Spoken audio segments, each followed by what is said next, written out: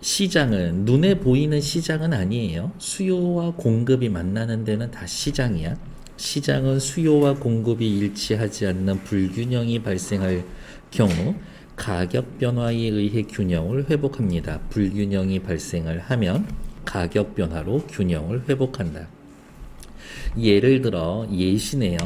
시장에서 초과 공급이 발생하면 물건이 엄청 나왔어. 그럼 싸지겠지. 가격 하락으로 그만큼 수요량이 늘고 공급량이 줄면서 균형이 회복이 됩니다. 초과 공급을 해도 어쨌든 결국엔 돌고 돌아서 균형을 회복하게 되어 있다. 이러한 시장의 가격 조정 기능과 관련하여 거시경제학에서는 크게 보는 아저씨들은 시간대를 단기와 장기로 구분을 합니다. 단기는 가격 조정이 원활히 이루어지지 않아서 시장 불균형이 지속이 되고, 장기는 길게 봤었을 때에는 신축적 가격 조정에 의해 시장 균형이 달성이 됩니다.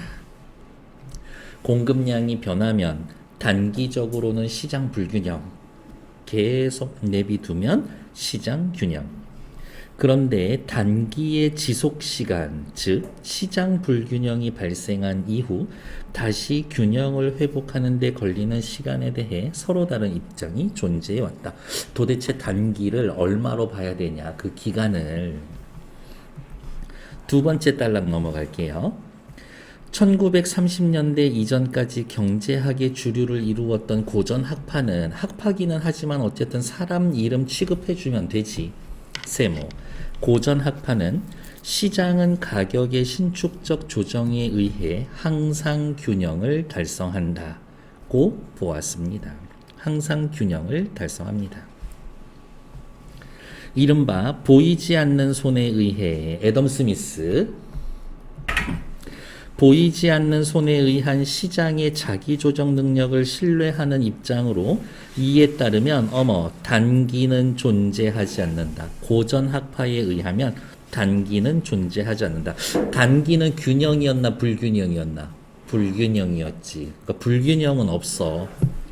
불균형이 발생할 경우 즉시 가격이 변화하여 시장은 균형을 회복한다라는 것이다.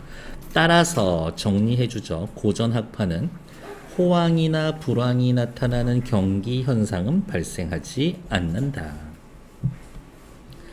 다음, 하지만 케인즈는, 또 사람 이름 나오죠. 생각하는 게 또 다를 겁니다. 색깔 좀 다르게 써볼게요. 케인즈는 고전 학파의 주장과 달리 장기에는 가격이 신축적이지만 단기에는 경직되어 있다라고 생각되어 있다.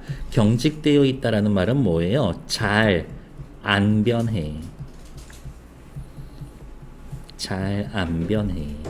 거의 고정되어 있어. 이렇게 생각하시면 되죠. 70페이지. 오랜 경기 침체와 대규모의 실업이 발생했던 30년대 대공황의 원인이 이러한 가격 경직성에 있다고 주장했습니다. 가격 경직성 때문에 1930년대 대공황이 일어나게 되었습니다. 이렇게 화살표. 가격 경직성 때문에 대공황이 일어났다. 가격 경직성이 심할수록 가격이 잘 안 변해 소비나 투자 등 총수요가 변동을 할 때 극심한 경기 변동 현상이 유발되었다고 보았기 때문입니다. 가격이 경직되어 있어서 30년대 대공황이 일어났어. 가격이 경직되어 있으면 극심한 경기 변동 현상이 일어나. 노동시장에서의 가격인 임금이 경직적인 경우 노동자들 월급을 많이 줬다 적게 줬다 그렇게 하기 힘들잖아. 이번 달에는 뭐 한 1억 주고 다음 달에는 1억 5천 주고 그 다음 달에는 한 3천만 원 주고 이럴 수 없잖아요. 그렇게 경직되어 있기 때문에 어떻게 사람한테 주는 돈을 조절하는 게 아니라 사람 수로 조절해 버리는 거야. 그러니까 잘라버리는 거지, 사람들을. 노동시장에서의 가격인 임금이 경직되었을 경우, 임금이 경직되었다면, 경직적이라면 노동 수요 감소가 임금 하락으로 상쇄되는 대신 괄호 이러한 일은 벌어지지 않고 대규모 실업을 불러일으킨다고 주장했습니다. 이러한 케인즈의 주장은 케인즈 학파에 의해서 발전을 합니다. 계속 이어받은 거니까 케인즈 학파 같은 색깔 갈게요. 케인즈 학파에 의해 발전이 됩니다. 케인즈 학파는 경기 변동을 시장 균형으로부터 이탈 회복, 즉 시장은 불균형 상태와 균형 상태가 반복된다. 고전 학파랑은 완전 다르지. 총수요 변동이 유발한 불균형 상태가 가격 경직성으로 오래 지속될 수 있다라고 보았습니다. 안 좋은 상황 오래 갈 수 있습니다. 따라서 이들은 정부가 재정정책이나 통화정책 등 경기 안정화 정책을 통해 경제의 총수요를 관리함으로써 경기 변동을 조절해야 한다고 주장했습니다. 정부가 재정정책이나 통화정책 등으로 경기 변동을 조절해야 한다. 정부가 일을 해야 한다. 시장에 개입해야 한다. 가격 경직성이 존재함에도 불구하고 정부의 보이는 손을 통해 시장의 균형이 회복될 수 있다라는 것이었습니다. 즉, 정부의 역할을 강조하고 있다. 1950년대 이후 컴퓨터의 발달과 통계학의 발전으로 거시 계량 모델이 개발이 되어서 경기 예측과 정책 효과 분석에 이용됨에 따라서 케인즈 학파는 정책을 통해 경기 변동을 제거할 수 있을 것이다 라고 기대했다. 정부가 나서야 합니다. 그러나 케인즈 학파는 이러한 비판에 직면했습니다. 70년대 새 고전 학파는 또 다른 아저씨들 나오고 있죠? 새 고전 학파. 또 색깔 바꿔봅시다. 새 고전 학파는 케인즈 학파의 거시 계량 모형에 오류가 있음을 지적했습니다. 야, 니들 뭐 공식 같은 거, 뭐 프로그램 같은 거 있지? 그거 잘못됐어. 케인즈 학파의 거시 계량 모형은 소비와 소득, 금리와 통화량 등 거시 경제 변수들 간의 상관관계를 가정한 방정식으로 구성되어 있는데 니들이 만든 공식이 있는데 이러한 방정식의 계수는 새로운 게 아니라 과거의 자료를 통해 통계적으로 추정을 하는 거다. 야, 니들 옛날 데이터 가지고 그렇게 미래를 예측하고 그러면 안 되지.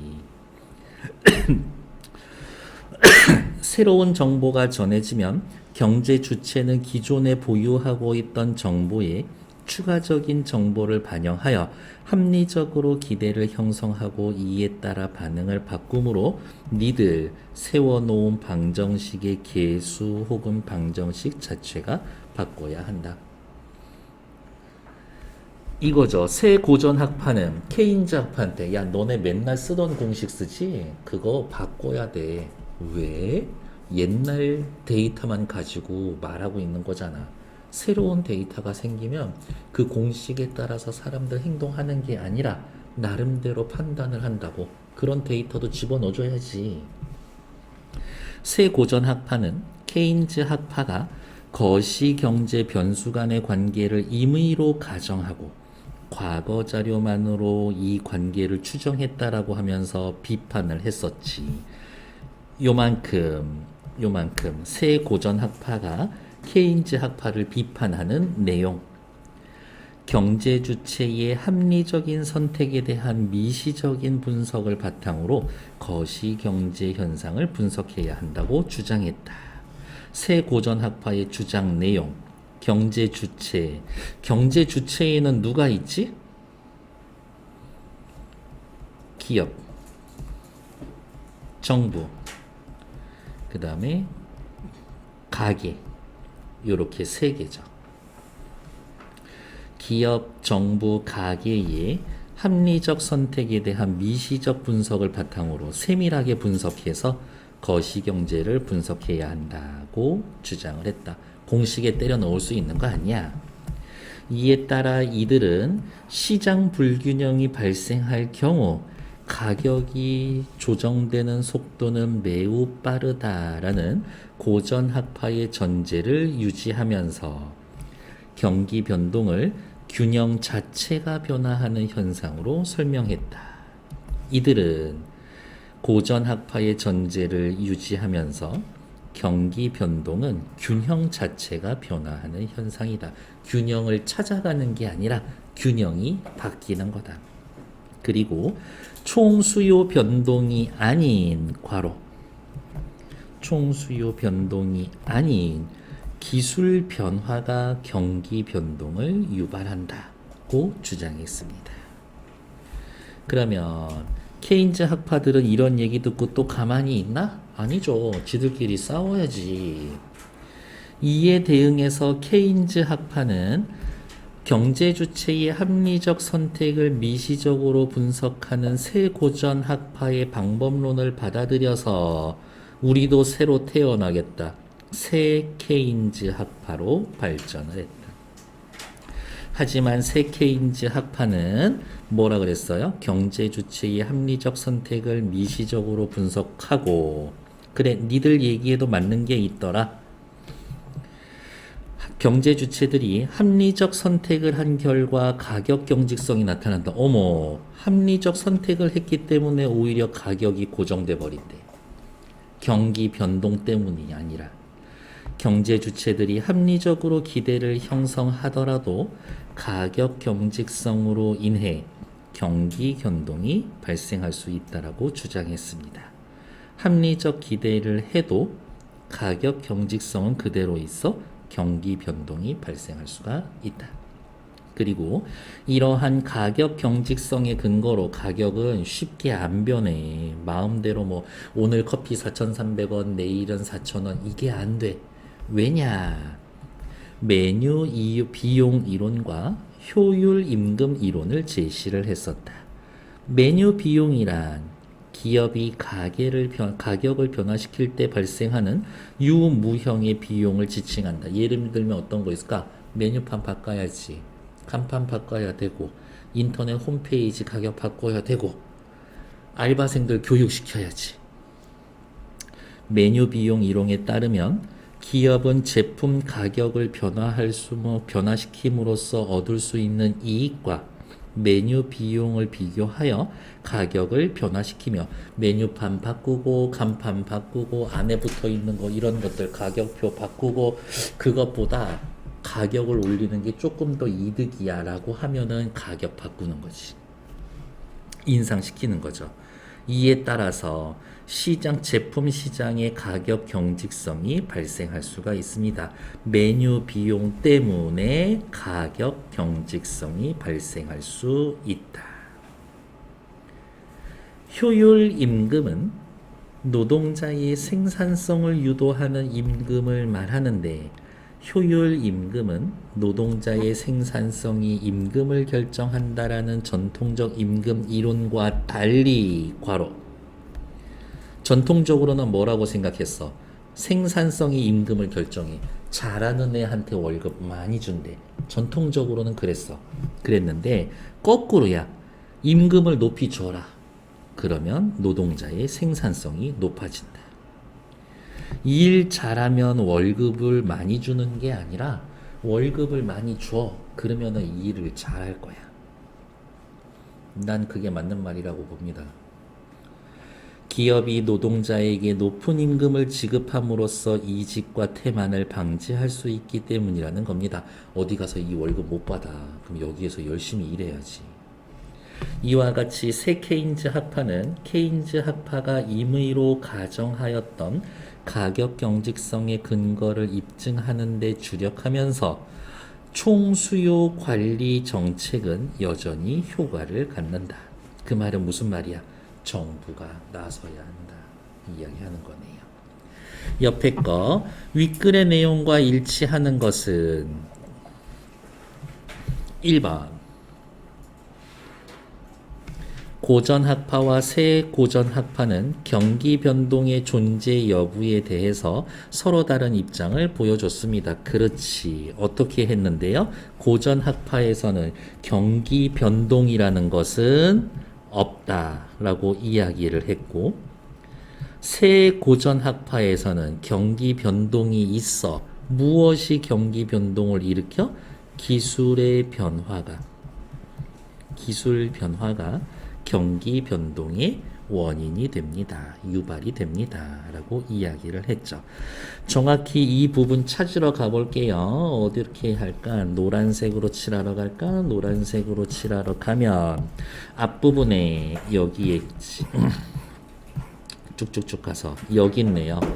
고전 학파는 호황이나 불황이 나타나는 경기 변동 현상은 발생하지 않는다라고 보았고, 다음 누구? 새 고전 학파에서는 여기 초록색 새 고전 학파잖아요. 여기 있네요. 기술 변화가 지속적인 경기 변동을 유발한다. 그러니까 경기 변동 있다는 얘기지. 그러니까 1번 맞는 얘기죠. 뒤로 넘어가서 2번 보러 갈게요. 새 고전 학파는 시장에 나타난 가격 경직성을 미시적 분석을 통해서 해소할 수 있다고? 아니야. 새 고전 학파는 미시적인 분석이 아니라 거시적인 분석을 통해서 가격 경직성 해석할 수가 있다라고 이야기를 했죠. 이 얘기도 또 어디 있냐? 여기 있죠? 새 고전 학파 여기 있네요. 미시적 분석을 바탕으로 결국에는 거시적 경제 현상을 분석해야 한다라고 주장하고 있었지. 그러니까 2번 틀리죠. 3번 케인즈 씨 어디가 있었지? 케인즈 씨 여기 있었죠. 복숭아 색깔. 케인즈 씨는 노동시장에 나타나는 임금 경직성이 급격한 고용량 변화를 방지를 한다고? 완전 반대로 이야기했네요. 극심한 경기 변동이 뭐뭐 하는 대신 대규모 실업을 불러일으킨다고. 그러니까 극심한 고용량 문제가 생기는 거지. 3번 틀리죠? 4번 케인즈는 단기에는 가격이 신축적으로 변해도 수요와 공급의 일치를 해소할 수 없다라고 보았습니다. 케인즈 씨가 그런 얘기 했다고? 일단 케인즈 씨 얘기해 놓은 보라색의 그런 얘기 자체가 없고요. 단기에는 가격이 신축적으로 변해도 수요와 공급이 불일치할 수가 없다고? 기본적으로 이 지문의 전제는 여기지. 단기는 가격 조정이 원활하지 않아서 시장 불균형이 지속된다라고 했죠. 단기에는 가격이 신축적으로 변하지 않아. 그러니까 4번 틀린 얘기지. 5번 새 케인즈 학파는 몇 번째 단락 가야지? 6번째 단락 가야죠. 새 케인즈 학파는 메뉴 비용의 존재로 인해서 좋아. 메뉴 비용 이야기했어. 메뉴 비용의 존재로 해서 제품 시장에서 가격이 조정되는 속도가 빠르다고? 아니요. 어쩌고 저쩌고 메뉴 비용 때문에 가격 경직성이 발생한다라고 했지. 가격 경직성이 해소된다라고 하지 않았지. 틀린 얘기니까 1번. 밑으로 내려가죠. 17번 문제 사실은 쉽지 않을 거예요. 그래서 일단 답은 이렇게 되어 있고 옆에 이렇게 하면 되지. 5, 3, 1, 6 각 답이 틀리다는 이야기가 이렇게 단락별로 나타나 있습니다. 라고 미시적 것이죠. 3번 됐고 방지하는 게 아니라 대규모 실업 일어나고 대규모 실업을 유발합니다.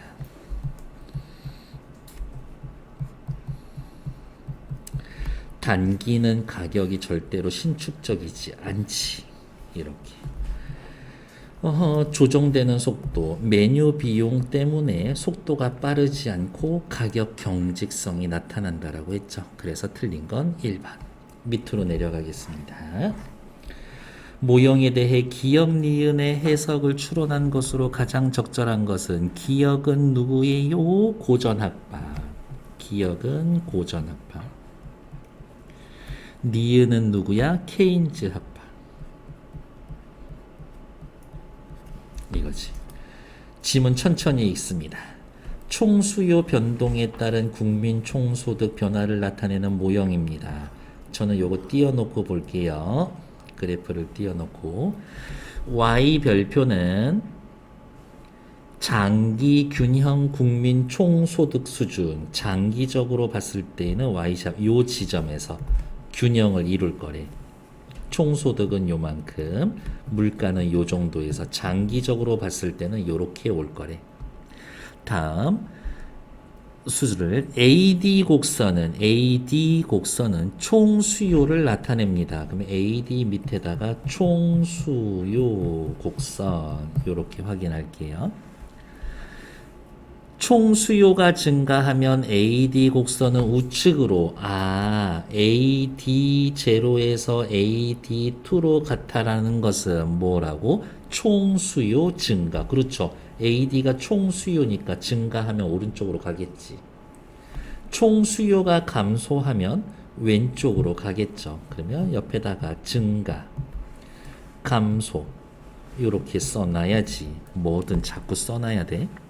예를 들어 총 수요가 AD 제로고 물가가 P 제로, 국민 총소득이 Y샵인 상태에서는 어떤 상태? 요 상태, 여기에서의 결정되는 요 상태일 때에는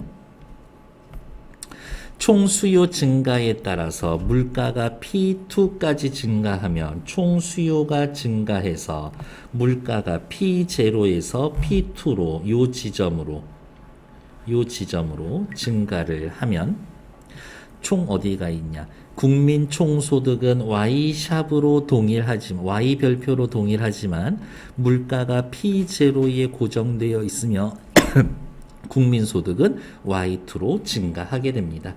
국민 총소득이 증가하면 이쪽으로 이 점이 이동하게 된다고.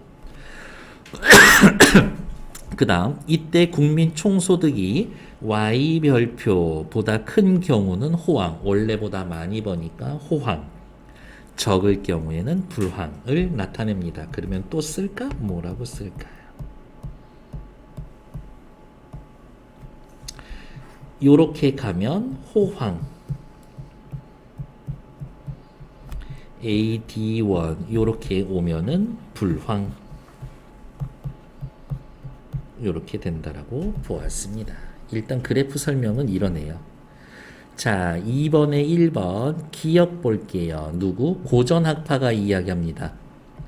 고전학파는 호황이나 불황이 발생하지 않으므로 좋아.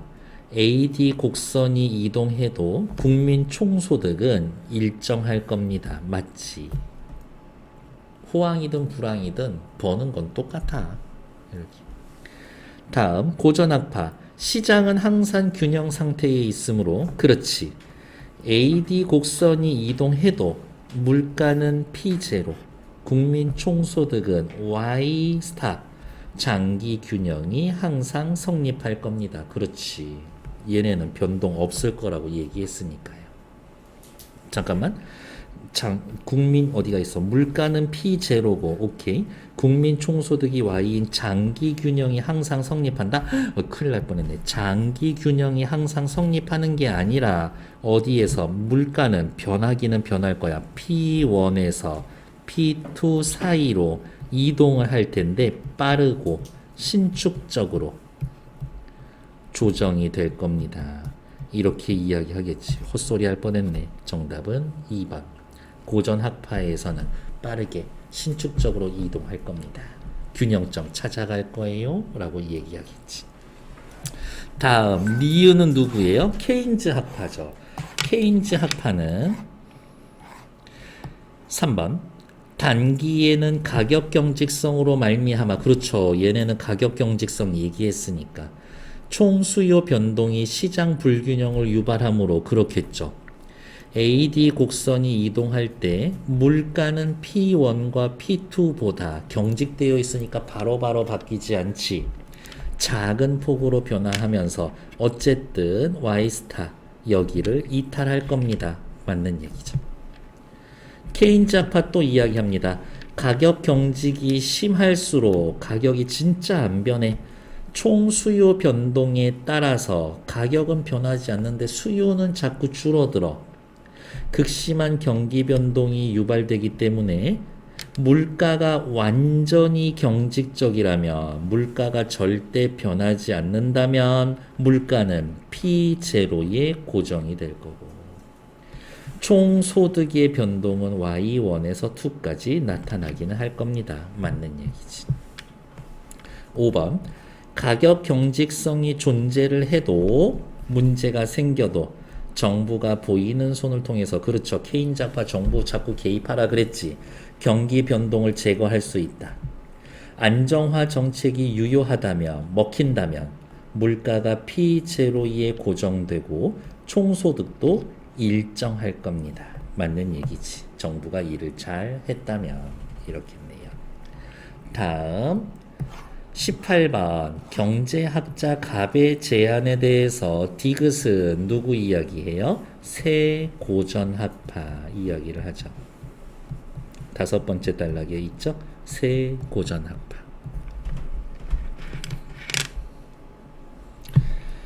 경제학자 갑은 소득과 통화량이 늘어날수록 소비가 증가할 거라고 가정을 하고, 이를 반영하여 소비 예측 모델을 개발했다. 그리고 K는 지난 10년간 자료를 통계적으로 분석해서, 모형의 계수를 추정했다. 모형의 분석을 결과 통화량이 증가하면 다음 달 소비가 증가한다라는 결론을 도출하고, 사람들 돈 쓰게 만듭시다 하면서 시장에 돈을 풀었어. 통화량을 늘리는 정책을 제안했습니다. 그래서 정부는 그걸 받아들이고 확장적 통화정책, 시장에 돈을 풀어 발표했습니다. 현재는 2020년 3월 21일이고 매년 12월 31일에 해당 시점의 통화량을 발표합니다. 누가 얘기한다고? 세고전학파. 지금 이 갑이 하는 일은 뭐예요? 과거의 데이터를 가지고 분석해서 예측하고 대응하는 거지. 세고전학파 그렇게 하라고 그랬어? 그럴 리가. 세고전학파는 뭐라 그랬어요? 야, 니들 쓰는 것들 일단 첫 번째, 니들 방정식 너무 옛날 데이터라서 바꿔야 돼. 방정식으로 연구할 생각하지 말고 니들이 그렇게 발표를 하면 경제 주체들이 어떻게 선택할 건지, 어떻게 행동할 건지 미시적인 분석을 바탕으로 거시 경제를 분석해야 돼. 이거죠. 그래서 그 얘기 바로 나와 있는 것. 정부가 정책을 발표하면 경제 주체들이 그거에 맞춰서 행동을 할 거다. 니들 생각대로 흘러가지 않을 거다. 정답 2번. 확장적 통화 정책을 발표하면 통화량에 대한 K 국민들의 예상이 달라질 거고 정책 효과 분석도 달라져야 한다. 니들 생각으로 흘러가지 않을 것이다. 더 쉽게 말씀을 드리면 옛날 데이터를 활용을 해서 옛날 데이터로 분석해도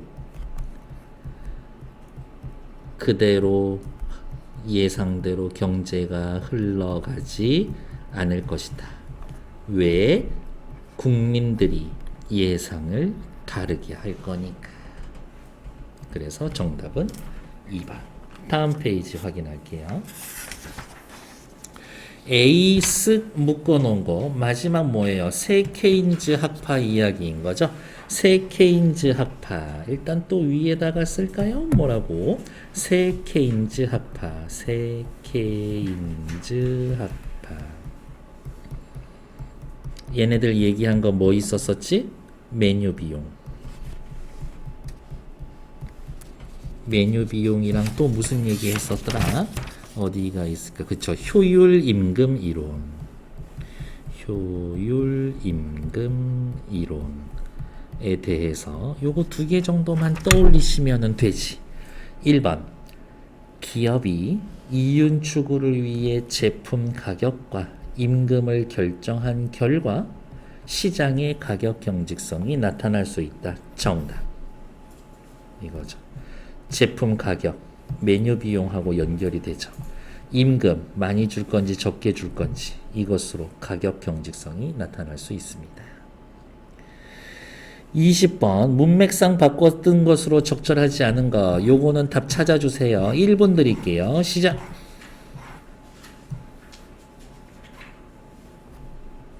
그래서 4번은 경기 불균형 상태를 제거합니다. 혹은 시장 균형을 달성합니다. 이러한 말로 체크 바꿔 놓으시면 되겠네요.